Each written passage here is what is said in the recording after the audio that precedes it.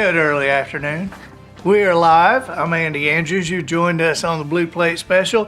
No food, just interesting things and laughter. And we're here at the Wisdom Harbor Studios. We're in the financial district of Orange Beach. We're on one of the skyscrapers in town on the second floor. And we're glad you're here. Marcy Taylor, how are you doing? You got a tiny bit of snow yesterday? Tiny bit. That doesn't impress me. We had a foot of snow last week here, so. Martin Simmons, how are you doing, Ernest T? Today's weather on Navarre Beach rivals Orange Beach. I'll bet. It's pretty. It's like summertime here today. Shanda Danner, hey, everybody. Beautiful day where you are. Heather Olson in Utah, and you shared. I appreciate it. In 60s for the past week. We took all your snow. You're exactly right. And I mean, it was a lot of snow. We got, officially in Orange Beach, we got 10 inches, which beat the record for 130 years or something like that. And the record we beat was like 3 inches or something crazy like that. But while it was officially at the airport in Orange Beach, it was officially 10 inches. In my yard, we measured, it was 4 feet. It's 4 feet deep. I measured it with a thing. I pulled it all out, and then I ran it up under the snow, and then I got the 4 foot area, took a picture, said, see, 4 feet, a lot of snow. You people in Minnesota think you have it rough. We're here under 4 feet of snow. Dana Kilpatrick, how are you doing? You shared. Tamanets, 70s in South Carolina. Wow. I mean, it's just bizarre to me that we had, like, Canada weather. And then now it's like beach weather again. So 70s in South Carolina. Today we're going to talk about pets. We've got some weird information about pets. In fact, I have come up with my own list called Royalty's 16 Weirdest Pets. And so we're going to go back into history and see who had what and how stupid they were and if anybody got killed by their pet or whatever. I actually didn't find that, but I think I should probably be able to find that. We're here today we're on Wisdom Harbor, of course, and LinkedIn for all the people in ties. We're on Facebook. We're on X. And I'm not going to say what it used to be. I'm just going to say X. And I'm going to quit saying formerly known as. I'm going to quit doing that. It's just going to be X. And then what else? Instagram. On Instagram. And if we could get away with it, we'd put speakers outside the studio and blast it out into the streets. But we have a great studio audience here today. They all look like they're made for this warm weather. They all look like they grew up in cold weather. This is our snowbird time of the year. And I'll bet you anything. How many people from Wisconsin? There's Wisconsin. Minnesota. Michigan. What do you need? How do you get Minnesota? What? Canada? Indiana. Oh, okay. Well, there you go. Indiana. Anybody in South Dakota, North Dakota? See, there's nobody that lives in North Dakota. I don't think North Dakota is actually a place. I mean, have you ever turned anything over and seen made in North Dakota? You ever met anybody who said, hey, I'm from North Dakota? No, I don't think so. Can you think of some big monument in North Dakota? No. I think that if Trump, what do you call it? If he takes Canada, we can name it Northern North Dakota. That'll work. Okay, you ready for the pets? Now, I got to tell you, I am in kind of a pet slump right now, personally, because I'm a dog person, and we don't have a dog. We only have 3 cats at the house. Our dog, Carver, passed away 3 years ago, and my wife has not seen fit to re-up.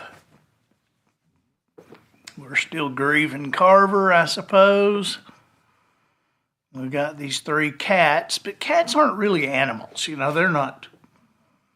I mean, I don't think cats really count, right? I mean, you know, like when dogs die, you get sad and stuff. But when cats die, they just go away. They just kind of disappear, you know? It's like, I mean, there's Rover, and now the vet's putting him to sleep. Or there's Rover, and he got hit by a car. But you know, Fluffy, just like, has anybody seen Fluffy for the past few days? No, I haven't seen her. Huh, well, keep an eye out for her. And a week later, did you ever see Fluffy? No, never did. I guess she's dead. And that's how people are about cats. I mean, you know, but dogs just like, Wah! But we've got three outdoor cats. They're outdoor cats. And Twinkle, we have Twinkle and Smoke, of course. We don't see Smoke very often. Smoke may be, I mean, have you seen Smoke when you've been over at our house? No. How long has it been since you've seen her? Yeah, months. Yeah, I couldn't tell you. Yeah, I'm thinking Smoke may be Smoke. But then we've got the 2 younger cats, Stevie and Bubbles, and they're both female cats. All of these are female cats. We realized we have outdoor cats to take care of snakes, you know, and we realized early in our cat career that male cats don't do anything. I mean, we had this. I mean, most of our female cats, like one of them, I had to trap her to take her to the vet. I had to get her in a trap. I told Polly, I said, you take Frosty up there. You tell David that this may be the first cat he's worked on that doesn't have a heart. There's no heart in this cat. This cat's mean, and so, but most of the cats, you know, they're working cats. They aren't pets. They're working cats, and so they're there for the snakes and so you know, we would have an occasional really nice cat like Figaro. Figaro, he'd just lay there and he'd let you pet him and everything. The other cats are like, and they're not going to have anything to do with you. And Mark, our UPS guy, he said, oh, Figaro's a good cat, isn't he? I said, he is a good cat. He doesn't do anything. You know, the other cats are the ones that kill the snakes and kill birds and rats and squirrels and everything. But not this cat. This cat's fun to pet, but that's it. And Mark said, well, he's a male, right? And I said, right. So, well, that's cats. I said, what do you mean? He said, have you ever watched National Geographic? Don't you know it's the female lions that do the hunting? And then the guys just lay around and sleep all day and then just walk in and take the food and eat the food.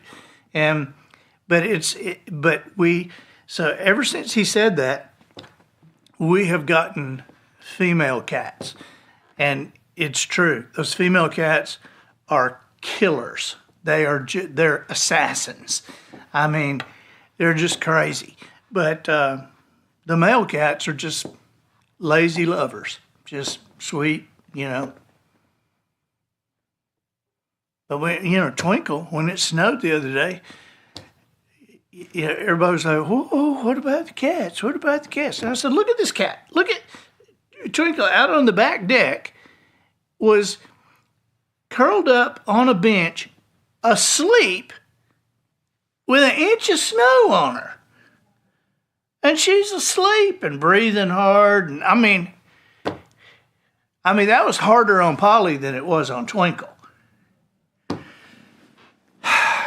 Okay, Empress Josephine, first wife of Napoleon Bonaparte, once had a beloved pet named Rose. Rose was one of the many animals in Josephine's extensive menagerie of pets. The Empress reportedly dressed Rose in children's clothing. Rose was an orangutan. And invited Rose to dine at the table with her and Napoleon. Rose is said to have had a particular proclivity for turnips and could even eat her food with cutlery, which made her neater than Napoleon. Historically, Napoleon was a slob. He would eat with his fingers. And do you know that? Yeah, I just made that up. I don't know anything about Napoleon. Okay, King Henry's, I love this, King Henry's white bear.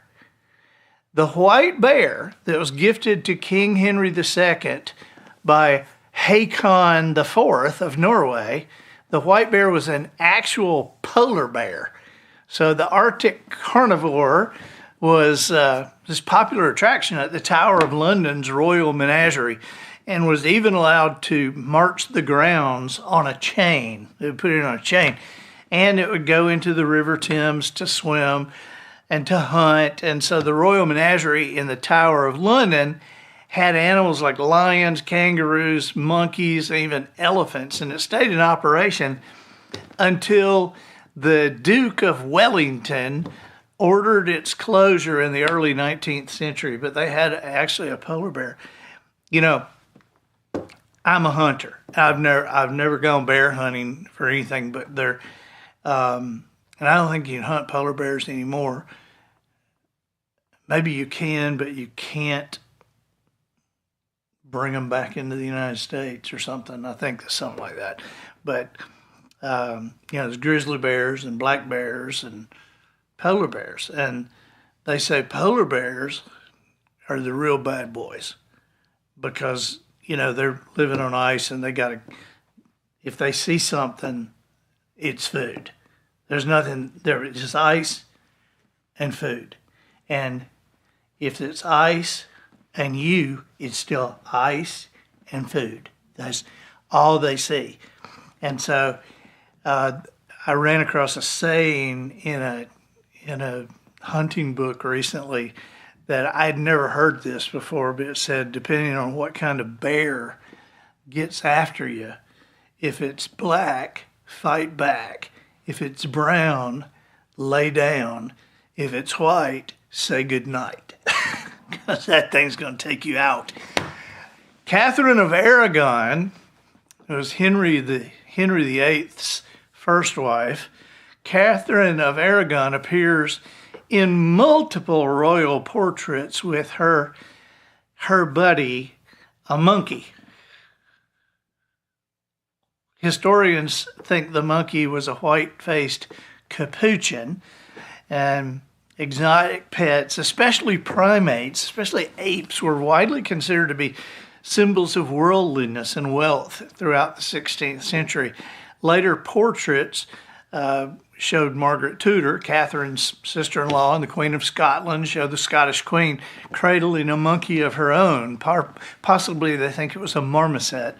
But alongside Catherine and Margaret, many other royals, including John, Duke of Berry, and Queen Isabeau of Bavaria, were said to have kept monkeys as pets. Monkeys just seem like a disease carrier to me.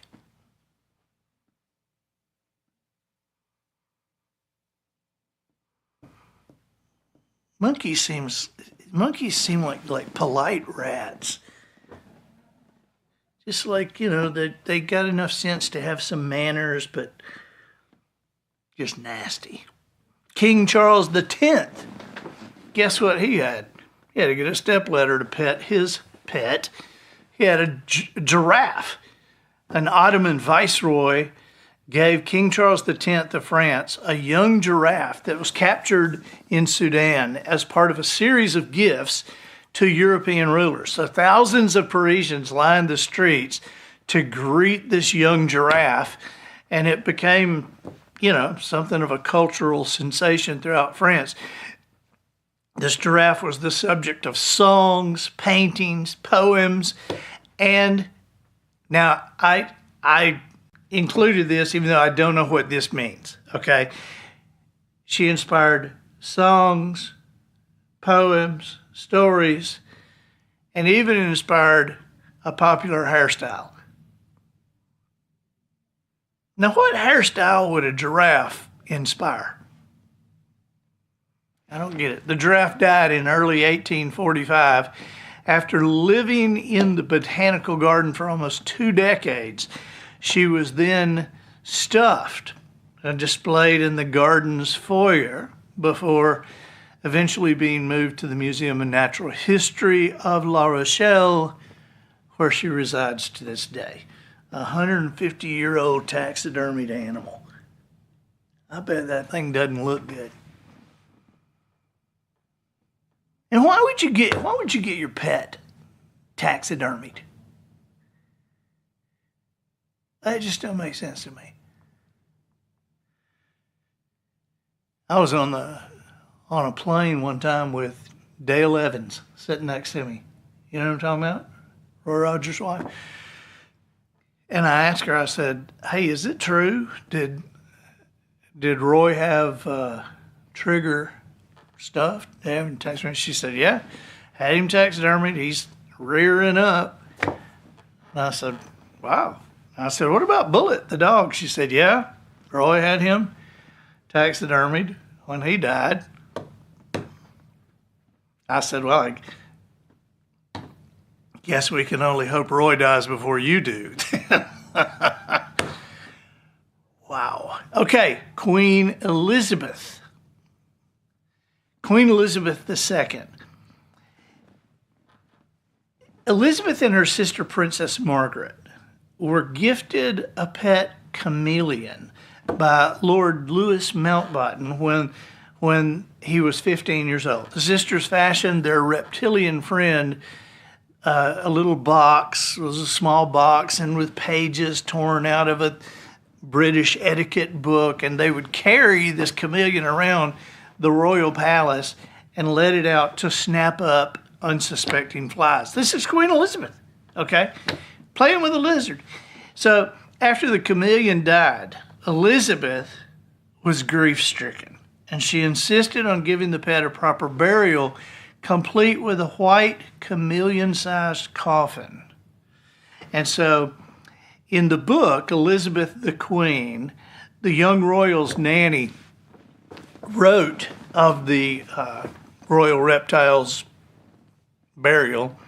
She said, then the 3 of us marched into the gardens to find a suitable cemetery. We had not yet gone far when Princess Elizabeth stopped with a look of horror on her face. But how do we know he's dead? She asked. Then we had to undo the coffin and make sure. There was no doubt about it. So we buried him under a flowering shrub, and Princess Elizabeth hummed a hymn.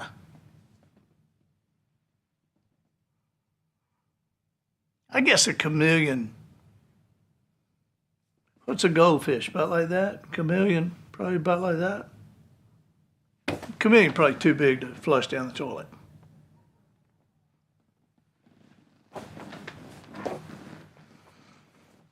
You bury hamsters, but a hamster you flush down the toilet, it would kind of clean the pipes as it went. I think. George III had a cheetah. Sir George Pigou gifted King George III a cheetah by the name of Miss Jenny. Now, you give somebody a cheetah, don't you let them name it themselves? I mean, that just seems like bad manners. Here's a cheetah. Her name is Miss Jenny. What if I didn't like that name? You know, go to all the trouble to get a cheetah for somebody and go name it for them? Take away all the joy? Anyway, he's going to secure himself the second term as the Governor General of Madras. And so he gave this cheetah to the king. And after being regifted to the Duke of Cumberland, see? Why did he regift the cheetah? Didn't like her name. Didn't like her name. Miss Jenny eventually joined the Tower of London menagerie, where she got into fights with the polar bear, I'm sure. She became one of his most famous inhabitants until passing away about 7 years later. Miss Jenny also became the subject of a well-known painting by renowned English artist George Stubbs. The artwork depicts the cheetah blindfolded and restrained, being prepped for a stag hunt staged by the Duke of Cumberland at Windsor Great Park. The hunt, by the way, was a total failure, resulting in an understandably frightened Miss Jenny cowering when faced by the large stag they had unblindfolded her and told her to kill. These people are so dang stupid. I don't know. Maybe, are they stupid because they're royals and they've inbred? Is that, or are they just stupid because it was like 150 years ago? They didn't know any better. Here, get the cheetah to kill this deer. I don't know. Queen Victoria had Tibetan goats. Queen Victoria was gifted a pair. Now, you know, what could be worse than giving somebody a cheetah? Well, hey, it is the queen. Give her a goat. Give her 2 goats. So she was given a pair of Tibetan mountain goats from Muhammad Shah Qajar, who ruled Persia from 1834 to 1848. After she ascended the British throne in 1837, the pair of goats, whose downy wool yielded fine cashmere, they were used to establish a royal herd at Windsor, and their descendants still play a role in royal life today. For instance, William Billy Windsor I, a cashmere goat directly descended from Victoria's original royal herd, served as a lance corporal in the British Army from 2001 until his retirement to Hullabazoo Farm in 2009. And following some bad behavior at Queen Elizabeth's 80th birthday party in 2006, Billy was temporarily demoted before regaining his original rank some months later. After the distinguished goat retired, a young feral goat was selected to succeed him and was appropriately named William Windsor II. Now, you got a royal goat, and you're going to replace him with a feral goat?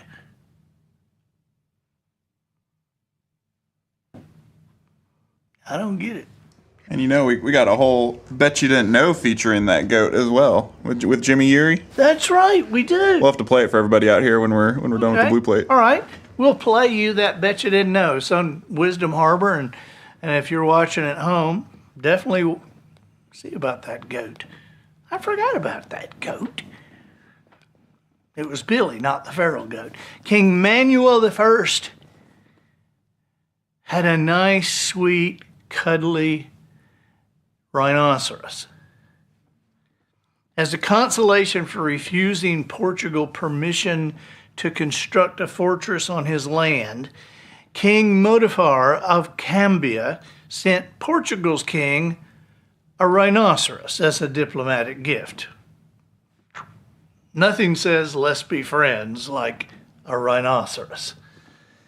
The rhinoceros, a female Indian rhino named Ganda, quickly became a popular attraction among the Portuguese. She briefly resided in Manuel's expansive royal menagerie before the Portuguese king gifted her to the Tower of London menagerie. No, not really.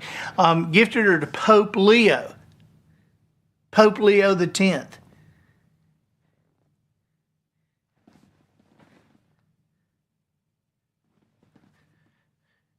You're a pope and you have a rhino. That just seems cooler than your average pope. You know, I'm imagining most popes with like a Yorkshire Terrier or something. You know, most I imagine most popes with one of those little toy poodles that has too much stuff coming out of his eyes and has that grimy looking eye stuff. You know, that's kind of a pope dog. But this pope was tough, man. This pope would walk a rhino on a leash. I wonder if he was house trained. I hope so. Sadly, while on a ship bound for Rome, he didn't even get to house train him. On a ship bound for Rome, Ganda and the entire crew drowned after a raging squall sank their vessel. King Manuel ordered Ganda's corpse to be recovered from the wreckage so it could be taxidermied, delivered to the Pope, and displayed beside Trigger, Roy Rogers' horse. No, that's not true. But they did want to deliver her to the Pope. So I guess all the crew who died, they just get to float around. But let's get the rhino out of there. King Henry I had a porcupine. Woodstock Palace, formerly known as Woodstock Manor, was an English royal residence that also served as King Henry I's bestiary. That's a cool word, isn't it? I have a bestiary. I keep my beasts. Henry I erected miles of stone walls to serve as an enclosure for his menagerie. His collection of creatures included hyenas, lions, camels, leopards, and even a porcupine gifted to him by William V of Montpellier, a leader on the First Bloody Crusade. Now this is just a weird one. Salvador Dali is not, he wasn't a royal, he was just kind of a weirdo, just kind of a weirdo. He was like, he would have gone good in those 80s, in those crazy rock and roll clubs in New York, I think Salvador Dali and Andy Warhol would have probably been best friends. So Dali is arguably the most famous of the surrealists. But it was his close friend and founding father of this art movement, Andre Breton, who wrote the Surrealist Manifesto. And Breton had the nickname for Salvador Dali of the Anteater. That's what he called him, the Anteater. And so it's been suggested that this friendship was what was behind Dali's decision to acquire a pet anteater. Told you it was weird. In 1969, Dali was photographed emerging from the Paris metro with his anteater on a leash. Anne Boleyn, she had a little lap dog. I understand it was probably a Chihuahua with one of them big heads that yapped at everybody. But she named it Percoy, which was a medieval term for why, because it had a quizzical expression. But when Percoy sadly died from a fall, none of the palace staff dared break the news, and the job was left to break the news to King Henry VIII. Hey, your dog died. but don't be too sad. You'll see him soon. I mean, Harry don't care about the dog. He's fixing to cut her head off. Oh, my God. All right. President Andrew Jackson and his parrot. He had President Andrew Jackson, he was a bad sucker. Man, he was just bad news. He was a war hero, but he was just renowned for fighting. And he fought duels, tons of duels, and once even incapacitated a would-be assassin by beating him to death with a walking stick. I mean, not to death, but he crippled him with his walking stick. But by the time he died in 1845, he had become this quiet and deeply religious man. Okay, so you live your life one way, and you surround yourself with everybody and everything that is like with that life. And then when you're about to die, you get very religious. And so he was very religious, and mourners at his funeral were horrified because the pet gray parrot would just spew vulgar, offensive swear words. So this parrot knew all the bad words. And at the funeral, the parrot started saying they had to take the parrot out during the funeral. I mean, it's the worst possible moment to show, yeah, I can talk. Okay, so John Quincy Adams had a pet alligator. In 1825, after this tour of the United States, the Marquis de Lafayette arrived at the White House clutching a variety of gifts. The oddest of these was a live alligator, which the Frenchman immediately gifted to the current president, John Quincy Adams. I'm not really sure quite how Mrs. Quincy Adams reacted to the news, but the president apparently loved keeping the alligator in the East Room bathtub, where he would use it to prank terrified guests.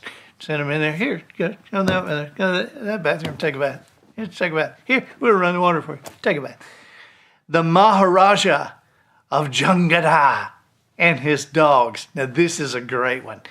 Okay, India's Maharaja of Jungada, the Khan, Russell Khan, owned 800 dogs, and each of them had their own bedroom and butler.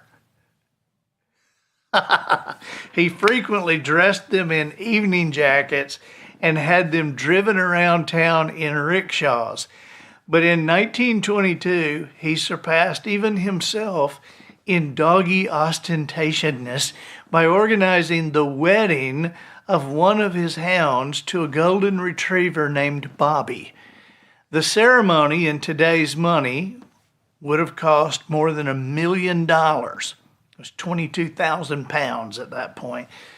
And the invited guests included some of India's most powerful royals and politicians, as well as his numerous other pets and an elephant.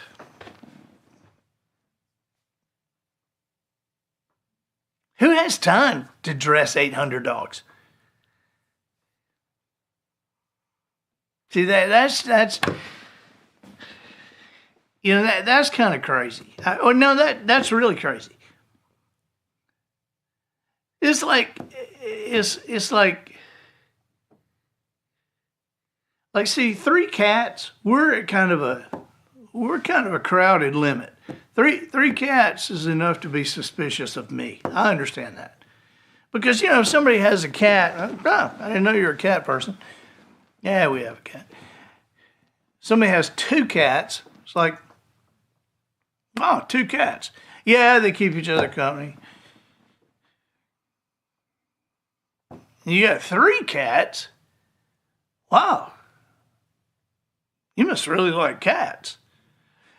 I know, we had one older one and got 2 babies. So, the older one's probably going away soon. So we got 3, but then you get 4 cats and 5 cats, and people are like looking at you kind of weird. After 5 cats, you're the cat lady. You know, you're that crazy person living down the street with 5 cats. You know, we had a lady that lived down the street from us when the boys were little, and Hurricane Ivan made the house unlivable. And she had tons of cats, and none of these cats, you couldn't lay your hand on any of these cats. And she couldn't live in the house anymore, but she would come and put a 50-pound bag of bird seed out, spread it right in the middle of the driveway. And if you went over there and looked, there would be 30 cats laying around that birdseed, all facing. I mean, if you got a drone picture of it, they would have looked like pieces of a clock, you know. But they were waiting for those birds to land, and that's how she fed those cats. And sometimes she would take a butcher would give her a bunch of fat. I don't know, but I saw her one time taking a big tray piled that high with like fat and just like put it out there.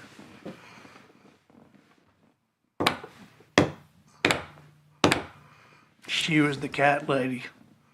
Lucius Licinius Crassus.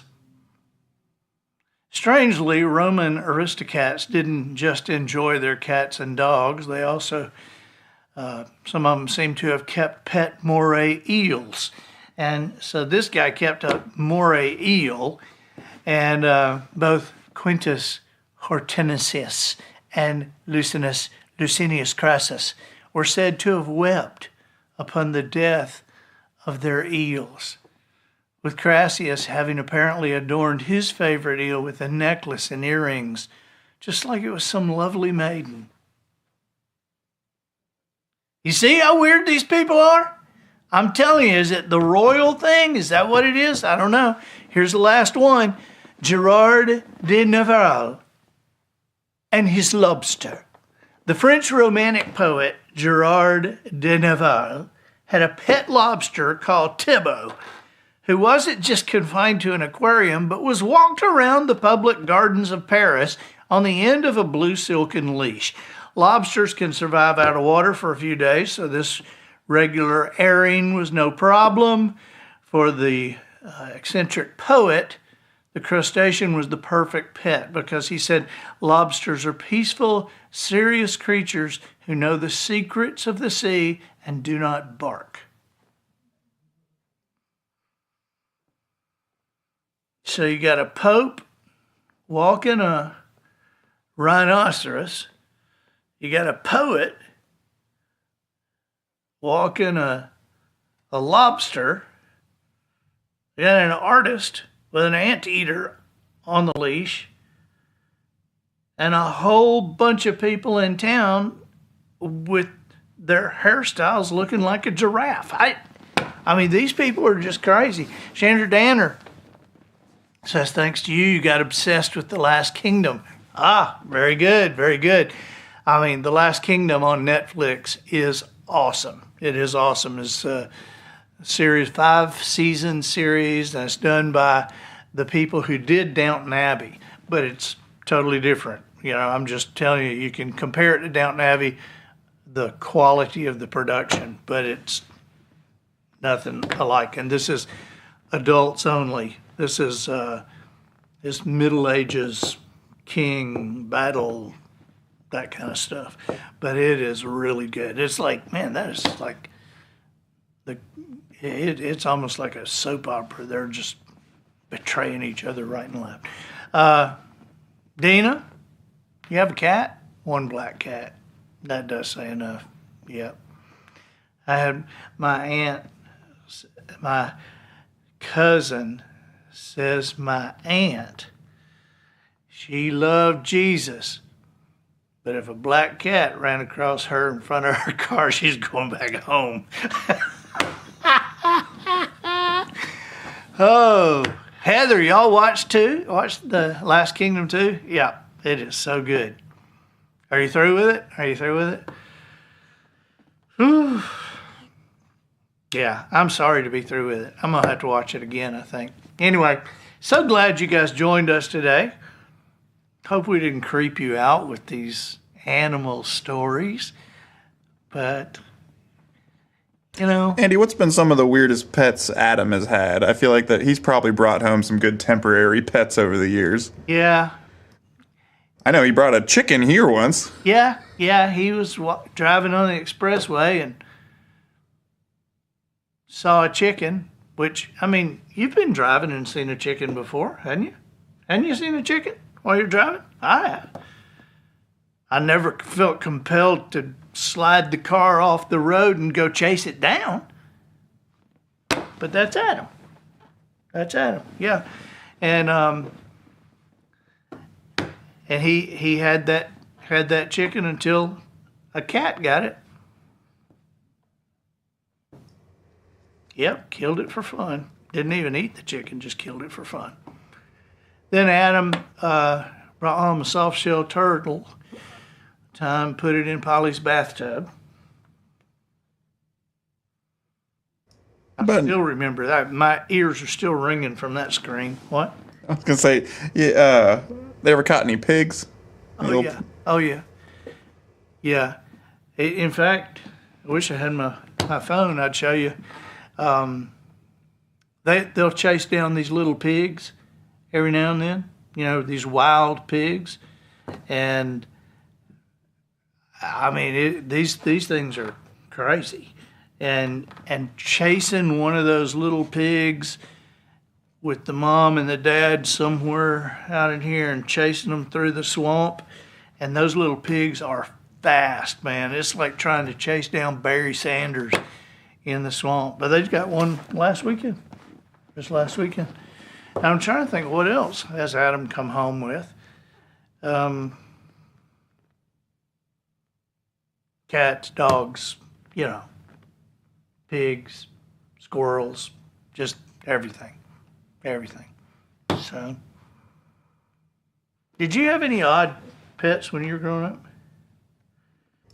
I don't think so. We had a couple things that like our cats would catch, and we'd try to, you know, keep them and nurse them back to life, but they'd always die after about a week. But we had a couple little rabbits, and I think we had a mouse one time. I had a raccoon. He came home with a possum and said, "Hey, do you like my new cat?" What did she say? Something about the possum? You like my new cat? Possum. When he was living in Pensacola, he came home with a possum. Said when he was living in Pensacola, he came home with a possum and said, "Do you like my new cat?" Yeah. Adam also got a possum. Just like crossed the road and he slid the car over and chased it down. I have a possum. Good for you. So, but I had a raccoon one time when I was little. That's neat. Guess what we named it? We named it, I know this is going to shock you. It's very unusual, but we named it Bandit. You didn't see that coming, did you? We named it Bandit. And you know why we named it Bandit? Because it has the things like that. Oh my gosh. We had guinea pigs when I was growing up. You know, in Colombia, they eat them. Mm-hmm. Do in Ecuador, too. Call them cuy. Cuy? Cuy. Huh. Yeah, I like my pigs to be bigger. You know, because guinea pig bacon, it'd be like that long. You know? It's like, would you like a rack of ribs? Sure. Okay, here you go. They're like the size of a quarter. You know, a rack of guinea pig ribs would be, and it's like, how many, I ate 40 racks of ribs for lunch. Oh my gosh. All right. Well, I've had a good time with you guys today. Thank y'all for being here. And we'll see you again Thursday for the Wisdom Harbor version of the Blue Plate Special. Bye-bye.